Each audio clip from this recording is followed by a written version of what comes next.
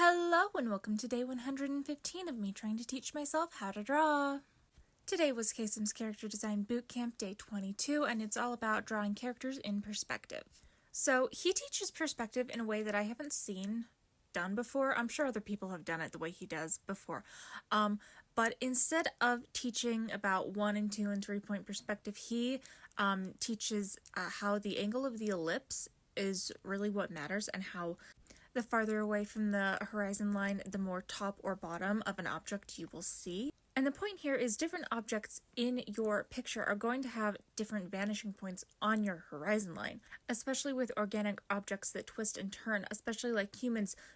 The vanishing point for the angle of the hips might be different than the vanishing point for the angle of the torso because of how it's twisted or bent, or stuff like that. So knowing about the angle of the ellipse and knowing where your horizon line is, which you can find by finding the vanishing point of one object, and that's where your line will go across the horizon.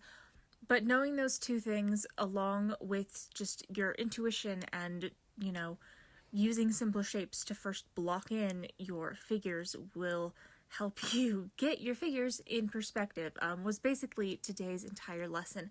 And we did that by drawing this scene with 4 people in it, all in varying poses at varying levels and angles.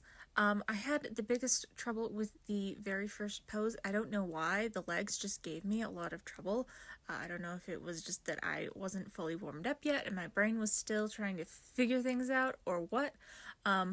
But after that, I kind of got into a groove and was able to get all 4 figures in their basic box forms. This took me 4+ hours, I think. Thank God for leftover night. I didn't have to cook and had extra time. But overall, I think I did a pretty good job. I think the figures are in proper perspective for the most part. I only partially drew in one of the figures.